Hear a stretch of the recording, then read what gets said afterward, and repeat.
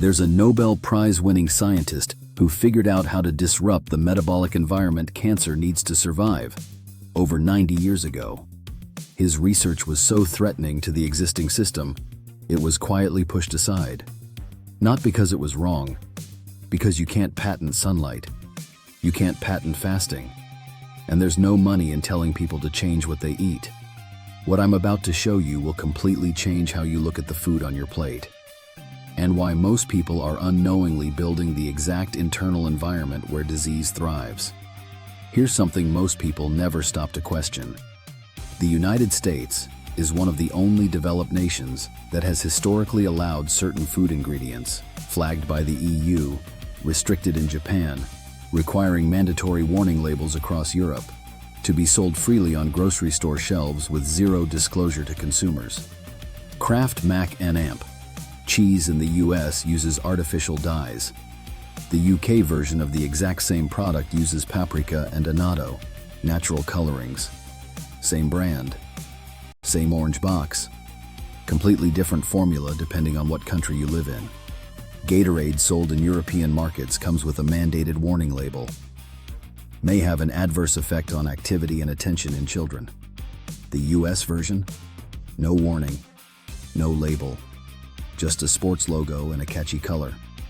Subway's bread in the United States contained azodicarbonamide, a chemical also used in the manufacturing of yoga mats that was already banned in the EU and Australia. It took a public petition with nearly 100,000 signatures just to get it removed in 2014. And it took the FDA until August 2024 to ban brominated vegetable oil, a compound that the UK, EU, and Japan had already removed from their food supply decades earlier. Other countries looked at the science and said, "Not on our shelves." America looked at the same science and waited. Now here's the question nobody's asking. If these ingredients were allowed for decades because they were generally recognized as safe, what else are we currently accepting that future science will condemn? This is where a man named Otto Warburg comes in. Warburg was a German biochemist, Nobel Prize winner, 1931, one of the most decorated scientists of the 20th century. And what he discovered changed how we should think about cellular health entirely. Healthy cells generate energy using oxygen. It's an efficient, clean process. Cancer cells operate differently. They skip that process and instead ferment sugar to produce energy, even when oxygen is available. This is now known as the Warburg effect, and it is established, peer-reviewed science. Here's why that matters. The internal environment your body creates, driven by blood sugar levels, inflammation, what you eat, how you move, either makes your cells more resilient or more vulnerable. Every time your blood sugar spikes from processed sugar, refined carbs, and inflammatory foods, you're contributing to the biological conditions where cellular dysfunction has room to grow. And it goes deeper. Cancer cells don't just ferment sugar, they also thrive in low oxygen environments. This is well documented in oncology as tumor hypoxia.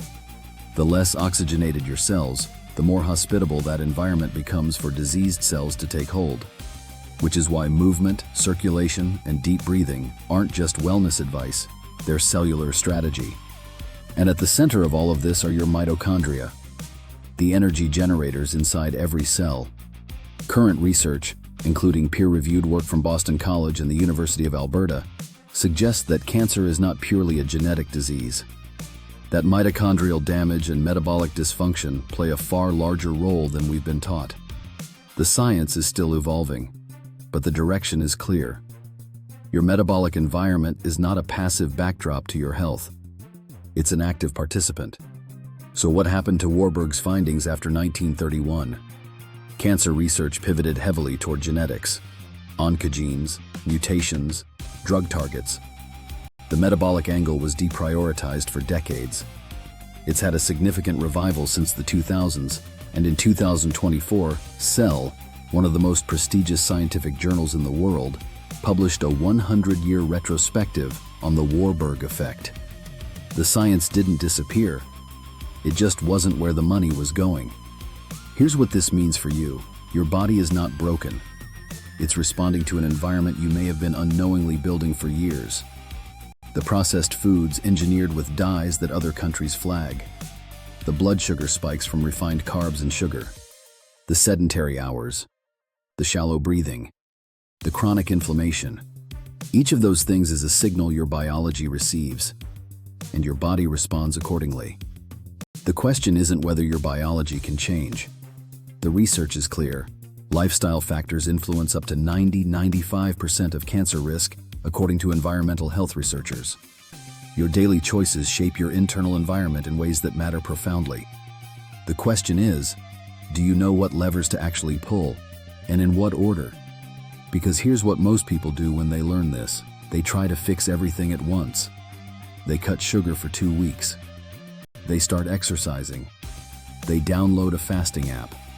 It's unsustainable, inconsistent, and within a month, nothing sticks. That's not a willpower problem. That's a sequence problem. This is exactly what the 4-phase freedom protocol was built to address. Most health systems hand you a list of rules and leave you to figure out the order. This protocol is different because it's built around sequence. Phase 1 doesn't start with diet. It doesn't start with exercise. It begins somewhere that most people completely overlook, and without it, everything else you try will feel like pushing a boulder uphill. Phase 2 is where your body's internal environment actually begins to shift. This is where most people feel the first real noticeable change. Not because of willpower, but because the sequence is finally working with their biology instead of against it. Phase 3 is the metabolic unlock. This is where the science Warburg uncovered becomes something you can actually apply in your daily life, not as a rigid restriction, but as a rhythm that fits how real people live. And phase 4 is what makes all of it sustainable.